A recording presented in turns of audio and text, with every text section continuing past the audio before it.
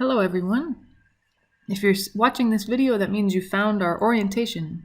So it's kind of confusing because we're scheduled to meet in person for orientation. Most online classes do, but due to circumstances, due to the fact that I just had a baby about a month ago and it's hard to get away, my dean suggested we just do this video because this is pretty much what we would do in person. I just go over the syllabus and take roll. See who's here and who can add and all that stuff. But we can kind of do that online. So hopefully, if you're the type of person taking an online class, you're probably the type of person who appreciates everything being online as much as it can be. So we will still meet for the midterms and the final exam. But yeah, we'll try to see if we can go over everything online. And then if you have any questions, please feel free to email me because it's kind of a lot of information to throw at you, and chances are I might have forgotten something or forgotten to say something that's important.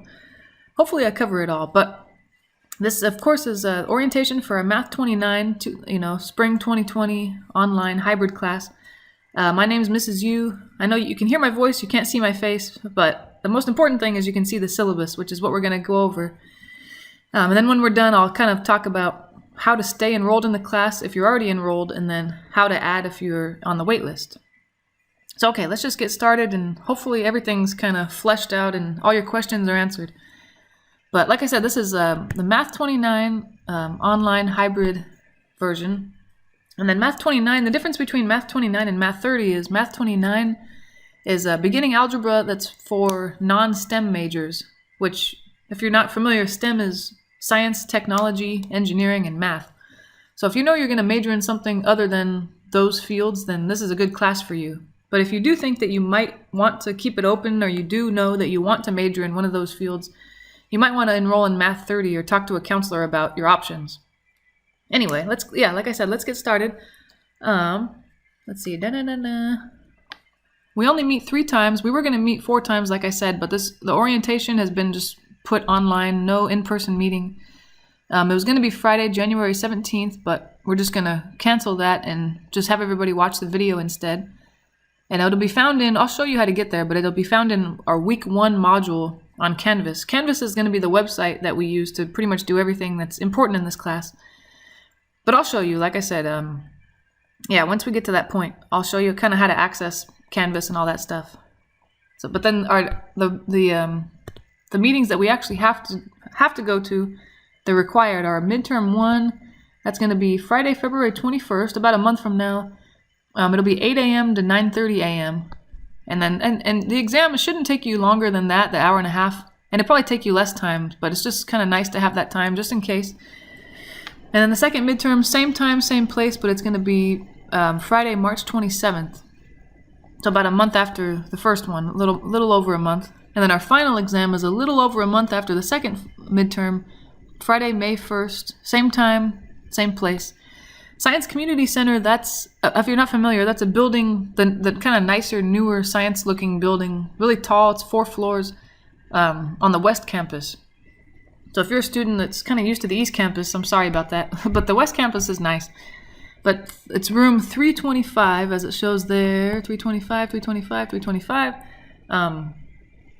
Yeah, it's on the 3rd floor. Maybe try to get there a little early just in case you get lost. But like I said, my name's Mrs. Yu. This semester I don't have office hours on campus because it's kind of like my maternity leave. I'm only doing online, but we can schedule an online office hour if you really need to talk, or talk about a math problem or something. Just email me and let me know, and we'll kind of figure out what time and how to figure it out. But I've done online office hours before and they work pretty well, so it shouldn't be a big deal. I have listed my email here. That's probably the preferred method of contact, but if you contact me through the messages on Canvas, which we'll go over, that also sends me an email to this address as well. So Canvas kind of covers 2 bases. I get a message in Canvas, and I also get a message to my school email here. Or you can just message me directly to this email address. And I try to reply as often as I can, but just in case, please allow 24 hours. That's probably the longest it would take. Probably take less time, but just in case. If it's a complicated question or something that might take me a while to figure out, then yeah, it might be 24 hours. But Anyway, it says, welcome. This is our virtual classroom. Whether it's your first class or second, I hope that I could make you feel more comfortable learning virtually. It's kind of challenging. Like I said, it's taught at a fast pace. A lot of math classes are, I guess. There's a lot of material to cover. But you'll be expected to complete assignments on the dates that they're due, right? Even though it's an online class, it's not like everything's can be done whenever you want and it's all due at the end of the semester. There are concrete due dates, and you can't work on homework past those due dates or quizzes past those due dates.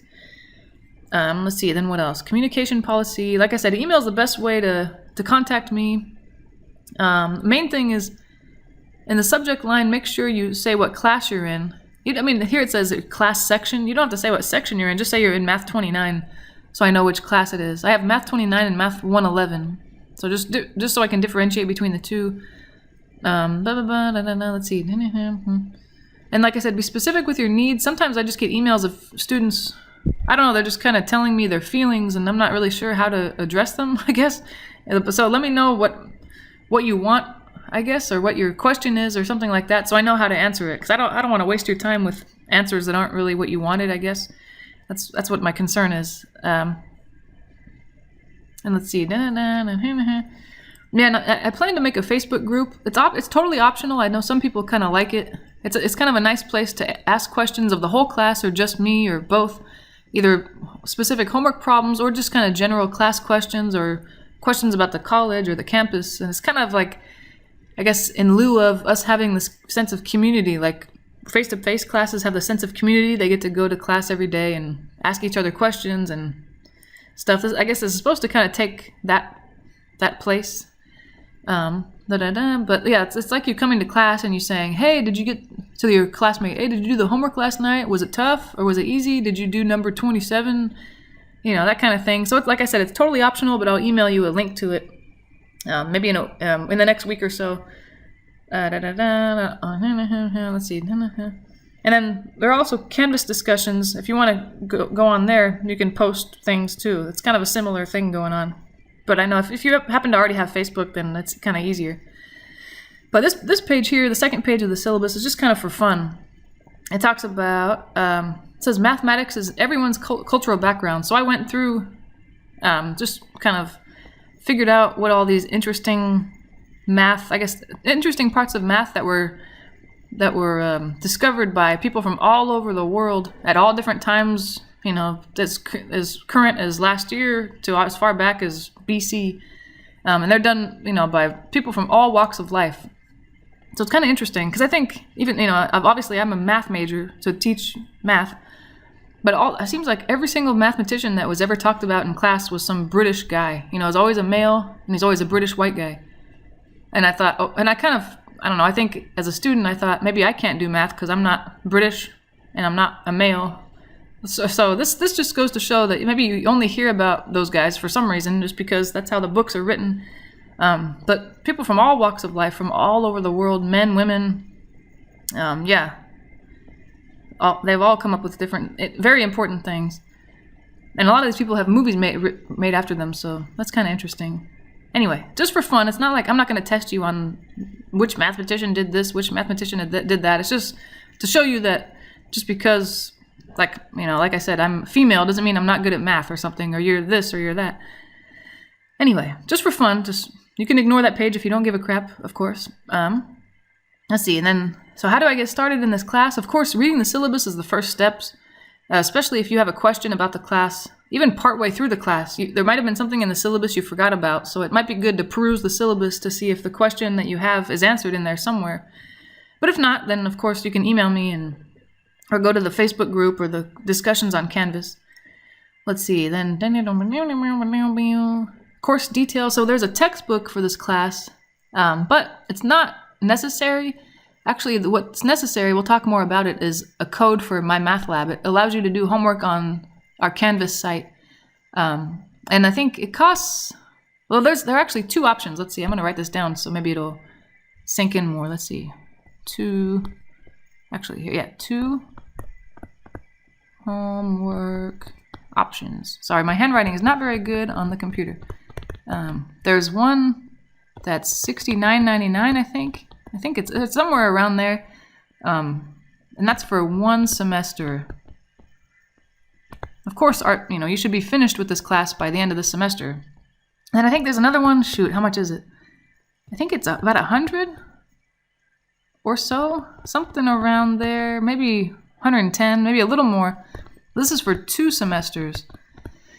So I think in other classes you would pick the cheaper option, but I'd say in this class I would pick the more expensive option, and that's because if you're planning to take Math 89 next semester, then this $100 option will cover both. That's for Math 89 and Math 29. But if for some reason you're in the boat where you only need Math 29 and not Math 89, then I would take the cheaper option. But yeah, like I said, if you know you're going to have to take Math 89 next semester, then I would definitely pick the more expensive option. Because even though it's more expensive, it's cheaper than buying, the $69.99 code twice. So if you can buy it twice, obviously it's about $140, which is more expensive. So anyway, if you have more questions about that, please let me know. But I would say, yeah, basically pick the more expensive option if you're planning to take Math 89. Pick the cheaper option if you're not. And we'll talk more about how to buy that code and where to find it and all that. There's one in the bookstore. It's in I think I sent more information about it, but it's in an envelope. It says MyMathLab. It's white and red. White and red. It's just an envelope. It's about the size of a piece of paper, a piece of computer paper. But all that's in it is a code inside. It's kind of a letdown. You're like, really? I spent $70 or $100 plus on this thing, and all there is a code inside? Nothing interesting? No toys? No candy? Nothing? But that's all it is, really. But they also sell it on Amazon, but I think buying it on MyMathLab's website is probably the cheapest and the easiest option, as long as you don't mind using a credit card or something like that online. But we'll get more into the details of that. There's a page at the end of the syllabus that's just totally dedicated to the steps on how to enroll in MyMathLab. So for now we'll move on, but we'll come back to that.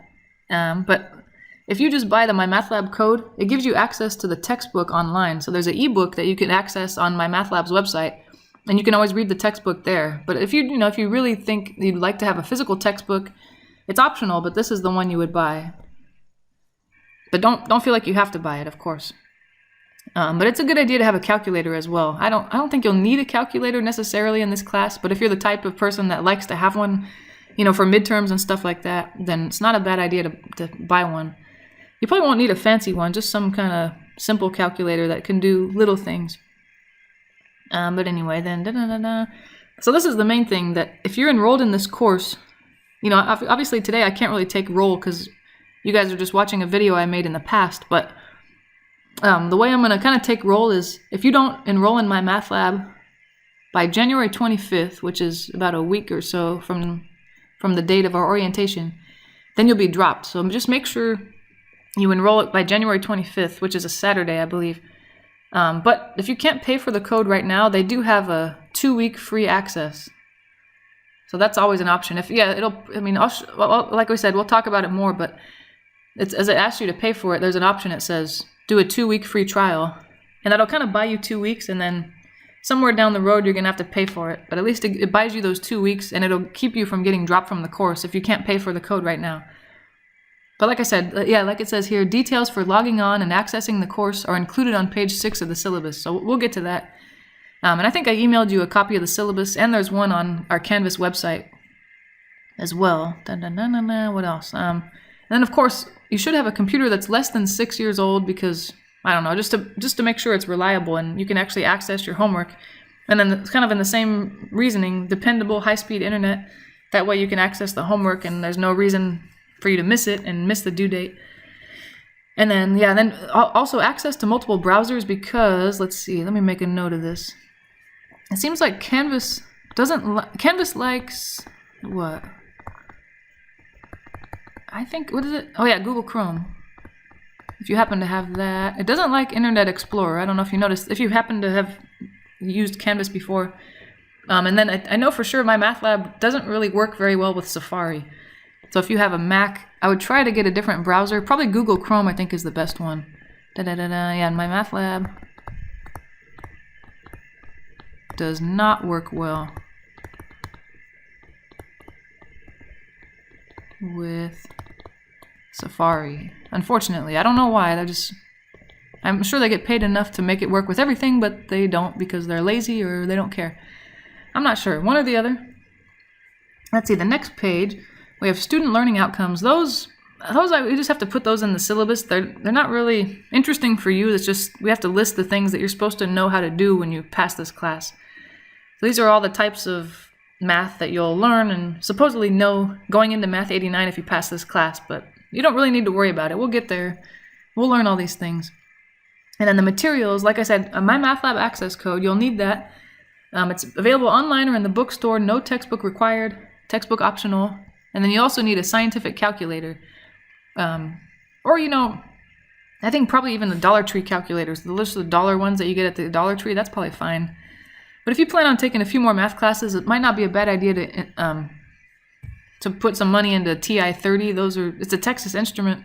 They're maybe $15 or something like that, so it's not too expensive, but they can do a lot more than regular calculators. So I'd probably invest in one if you could. And let's see, then what else? Homework and lecture videos. So we kind of talked about it. Homework will be online, and then there's another part of the class that's required. It's lecture videos. So I don't just have you start homework and learn it as you try the problems. I have lecture videos that probably average 45 minutes each. So it's kind of like being in class. You go to class for an hour usually in a math class, and you learn how to do something, and then you go home and do the homework. So it's kind of like that. You're supposed to watch these lecture videos where I kind of teach you how to do something and then go over a few examples of it. And then you're going to go try the homework just to try to make it act as if it's the same as an in-person class. So, okay, just to be more detailed, there are weekly videos and homework assignments. As you view lecture videos, you are to complete these video notes on blank copies dispersed in class. So that's the tricky part, is that I haven't given you that in class because we haven't had a class yet. So what you can do is you can just do that part on regular paper, just take notes on binder paper or computer paper or whatever. Or you can take notes on a notebook or just a blank notebook, But I will email you, email copies of the blank notes. Maybe I can kind of show you what I mean real quick. Let me see. What do we have here? Yeah, here are my blank notes. So it'll be like a big book or a big PDF file full of these types of things. So this is one section of the book. So this notes that I'm trying to open right now, it'll correspond to one lecture video. Let's see. Sorry, this is taking so long. Come on, buddy. Wait for it. There it is. So this is what the notes will look like that I'm going to send you in an email. So that way you don't have to write all this stuff down. Say, oh, applications with percents. This is how you solve the problem. And then the examples are already written out. You just have to work them with me. I'm going to work this problem here out in the lecture video for this section. What percent of 76 is 19? And I'm going to do all the work here. And then you're just going to kind of work it along with me. So it's probably easier for you, less writing, if you just print these out. But I don't know if you're kind of cheap like me, you don't want to waste a bunch of paper and ink and stuff like that. Then you don't have to. You can just write it on regular binder paper. So let's see, where are we now? Oops, sorry.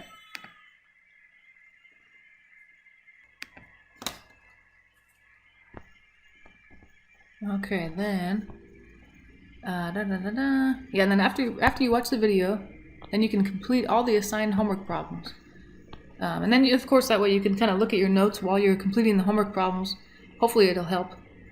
And then, and all this is linked in the modules on Canvas. Like I said, we'll look at it toward the end of the video.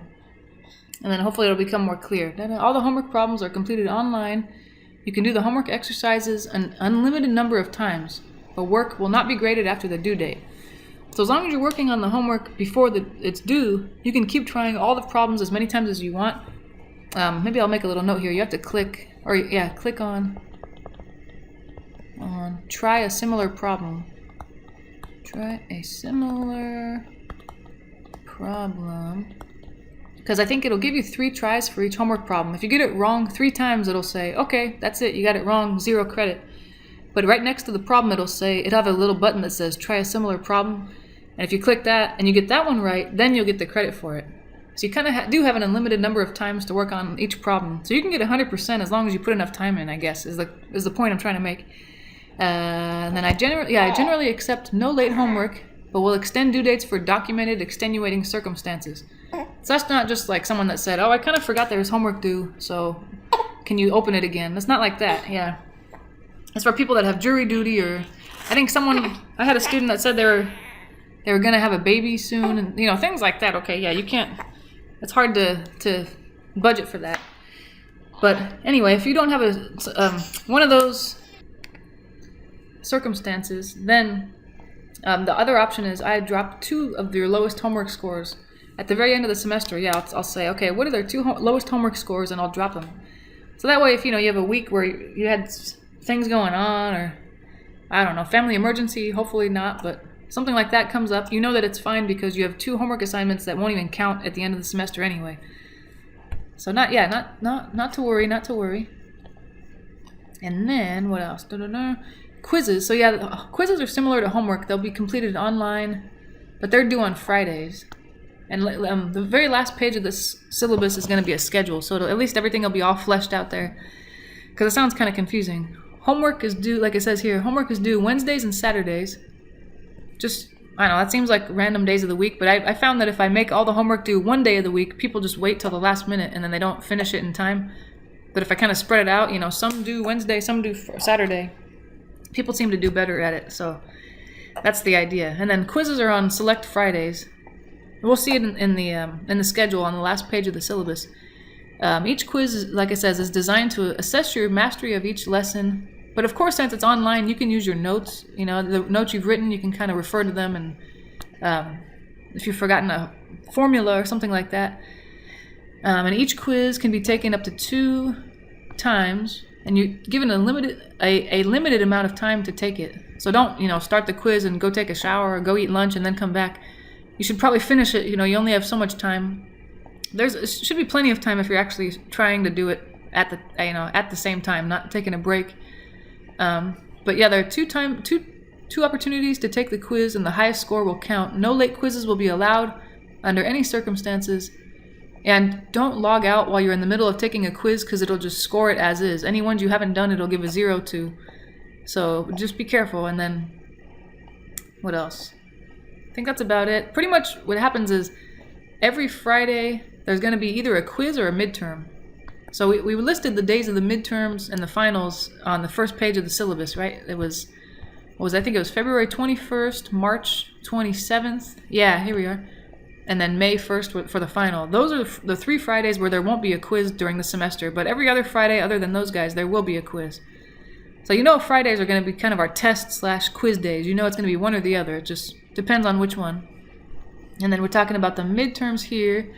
Midterm exams must be taken on, the days that we listed and the times in that room. You'll be given 90 minutes to complete the exam. It can only be taken once. You'll be given 90 minutes. Oh, I already said that. The midterm exams must be taken to pass the class, and you must bring, I'll try to remind you ahead of time, because there's a lot to remember, but you must bring your student ID for verification purposes, because this is an online class, so, I've heard of people paying someone else to take the test for them. So this is kind of our school's way of making sure that you are the one actually taking your exams. You're not paying someone else to take it. But you can also bring a 3x5 note card that has formulas or notes or examples, whatever you want to put on it, front and back for each midterm. So if there's a type of problems that you're having a really hard time with, you can always put an example on there, or kind of step by step how to do it. Whatever you need, it can be on there. And then make sure you bring a pencil. A calculator you can bring, but probably won't need it. But I think a lot of people like to bring it just kind of to make themselves feel secure, I guess, just in case. But you cannot bring you can bring a cell phone, but you can't have it in your hand or on your desk when you're taking your midterms. No music devices, no iPhones, no iPads. None of that will be allowed, but that's because there's ways to cheat with all those things.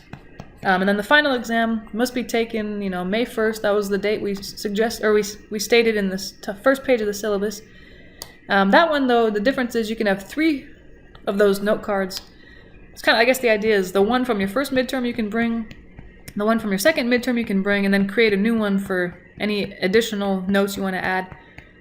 But that's a long ways off. Don't worry about it right now. Makeups, there are no makeups allowed for the exams, quizzes, or homework. Only with, like we said, verified, documented, extenuating circumstances will makeups be arranged for missing the midterm or final. So if you know you're going to have to miss a midterm or final, please contact me as soon as you can. Don't do it after the fact or a month later. I've had people do that. Oh, I guess I missed a midterm a month ago. Okay, that's a little late. You know, try to do it ahead of time or right after the fact, or as soon as you can. Grading. So this part, it kind of breaks down what everything's worth. So your homework / you watching the video lectures is 15% of your grade. And then the notes that you take, as you're watching the lecture videos we've talked about, you're taking notes.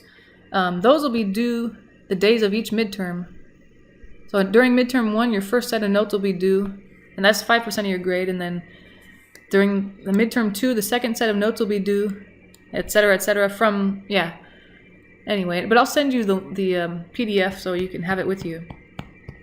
And then the quizzes are worth 25% of your grade, which is quite a bit.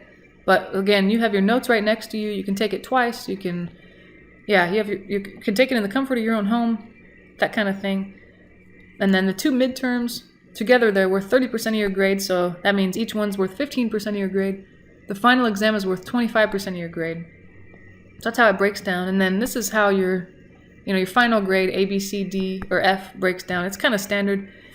If you get from 0 to 59.5, that's an F. If you get a 60 to 69.5, that's a D. 70 to 79.5, that's a C. 80 to 89.5, that's a B. And then 90 to 100 is an A. Let's see, and then, obviously this is an online class, so attendance is kind of hard to take. So the way I'll take attendance is I'll kind of make sure that you're still working on things throughout the semester.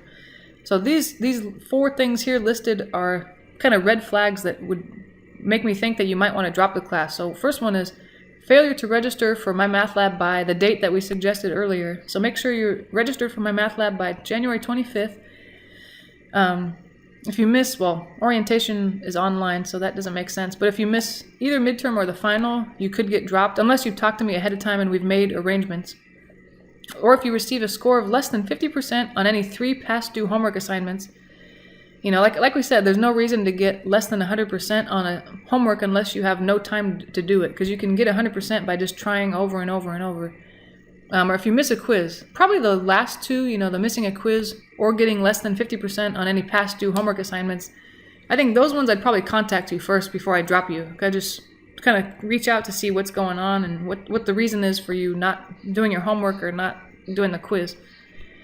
But if you want to drop, make sure you drop yourself. So if you stop quote-unquote attending class, which doesn't make sense in online classes, but you quit trying the homework, you quit watching the lecture videos, all that stuff, but you don't follow proper procedure for dropping the class, you might receive a failing grade. So pretty much what we're trying to say is if you want to drop, make sure you drop yourself. And here are the drop dates. If you drop on or before January 26th, you'll receive no entry in your transcript. So pretty much it'll be like you never even took the class. But if you drop by April 4th, you can still drop the class, but you'll have a W on your transcript, which just shows, I guess, that you were in the class, but you withdrew. And that's pretty much it, I think, for dropping the class. Let's see, academic dishonesty, this just says if you cheat, it's really bad, and you can get in big trouble, and if you cheat, you might get kicked out of the school, and blah, blah, blah. Mostly a cheat, I guess, on midterms. That's the one we're worried about, or final. And then special accommodations, this says, if you have a verified physical, medical, psychological, or learning disability, or perhaps you feel that you may have one of those disabilities that impacts your ability to carry out assigned coursework, please contact the DSPS office. The staff will review your needs and determine what accommodations are necessary and appropriate. All information and documentation is confidential. No one knows who's in the DSPS, of course. It's located on the East Campus in Student Services 112, and then on the West Campus, which is where our class meetings will be, is located in Yosemite Hall, room 149, and their phone number is listed there. So don't hesitate to communicate, any necessary accommodations to me. If you need any accommodations for your midterms or, I guess, your final or your quizzes or your homework, please let me know. We'll try to get it figured out. And then the next paragraph here is kind of what we've already talked about. It says, this is not a self-paced course. There are actually due dates that you have to abide by. So don't get behind.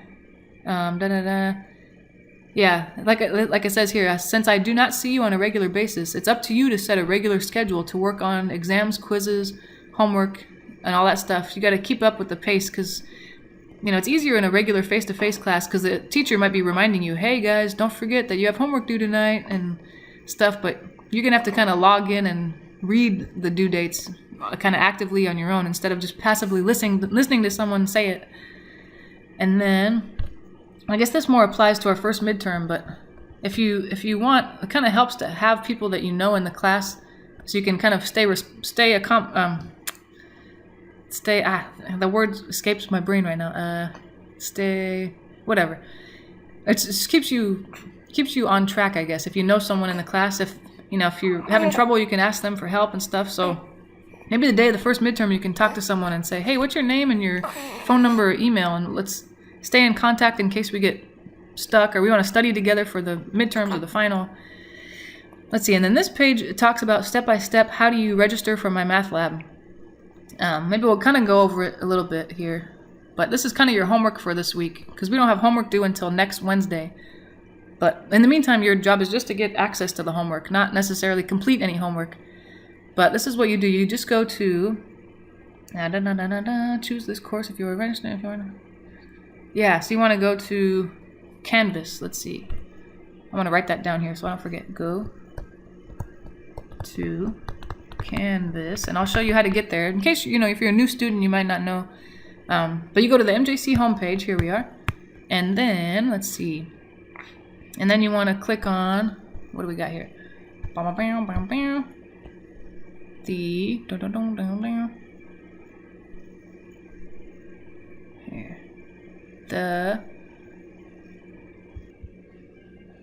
want to click on the little, I don't know, it looks like a little sun or something in the corner. If you look at the top right corner of the MJC homepage, it says Canvas, and it's got a little red sun or flower or some crap like that.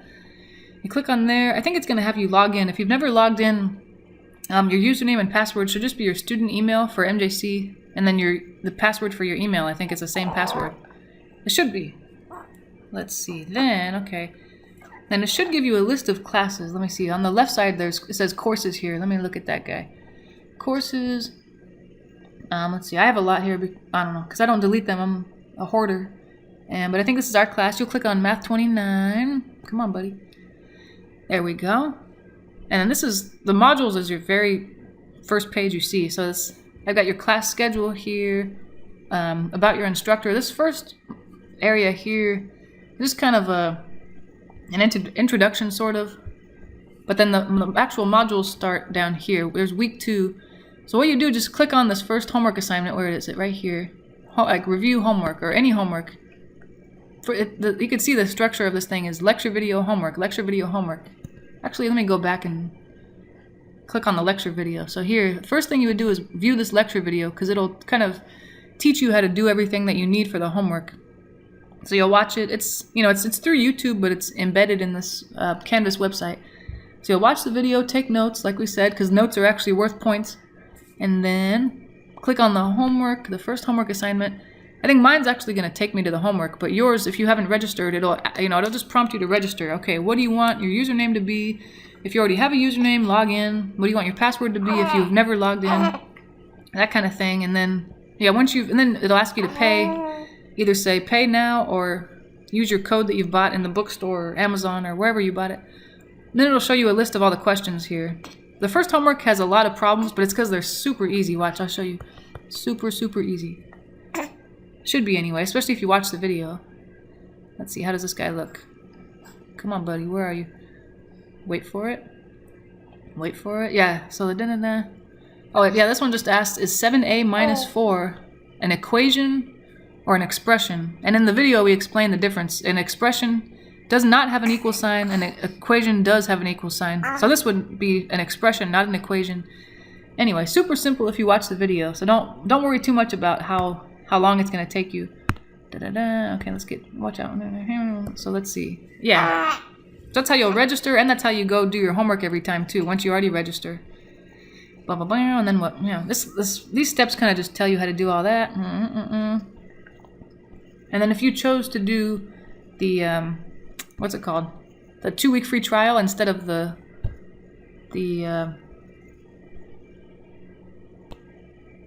instead of the full access, then this is how you upgrade to full access. These steps here. But that's pretty much it. Last thing is the schedule. So this kind of lists what's due when and what's going on. So week 1, there's obviously nothing going on, you know, throughout the week except for this orientation. You're supposed to watch the lecture video, and then this column. Well, the first column tells you what week you're in.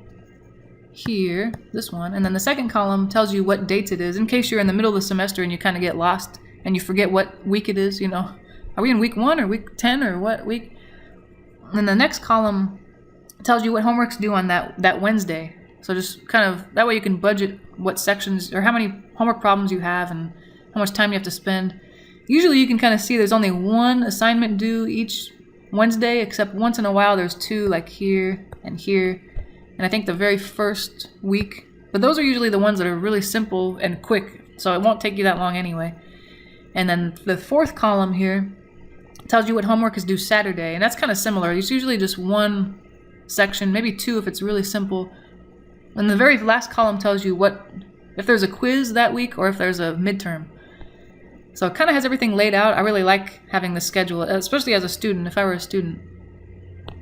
But let's see, so like I said, if you're already enrolled in the class, you're going to stay in the class. I'm not going to take roll, I guess. The way I'm going to take roll is January 25th, like we mentioned in the syllabus. January 25th, I'll check to see if you've enrolled in MyMathLab. And if you have, even if it's temporary access, I'm going to count that as you're in the class and you're doing your job. So I won't drop you. As for the wait list, if you're on the wait list, please email me either through Canvas or through my email address that I listed on the very first page. Here, let's see. Can I get to the first page? Is it gonna let me? Okay, there we go. There, the email. Here we go. This guy. Either that one or just through Canvas messages. Either way, just email me and say, I want to add the class and I want the ad code. So if you're on, let's see. If on the wait list, email asking for an ad code. And the reason I make you email me is because I don't want to just, I guess, add everyone, because I don't know if there's some people sometimes they get on a wait list and then they're not even interested in the class anymore. So you emailing me and asking for the ad code is proof to me that you're interested in the class and you want to add. So I don't want to add people that don't even want to be in there, because that makes them pay for the class when they don't want it. That's kind of what I'm worried about. So sorry for the hassle, but please, email me if you want to add and you're on the wait list. Otherwise, if you're already in the class, just get on MyMathLab by January 25th and you're golden. So that was a lot of information. I know online classes are tough. There's a lot to kind of keep track of and stuff. So please feel free to email me anytime. No problem too small, no question too silly. That's my job. And like I said, all I'm doing is taking care of a baby at home and teaching online. So I'm kind of waiting for adult interaction anyway, if that makes sense. So I probably enjoy answering emails. But thanks for listening. Sorry this video kind of took a while. I just hope I didn't miss anything. But I will email you this video, and I'll email a copy of the blank notes for the lecture videos. Like I said, you have an option of either printing them out and taking notes on there, which is a lot easier, less writing for you, but it's kind of more expensive because you're using your ink and stuff like that. Or you can just write the notes in a notebook and then turn that in the day of the midterm. Either way, whatever's easier for you or whatever makes more sense. Otherwise, I look forward to working with you and meeting you at the first midterm. Please let me know if you have any questions.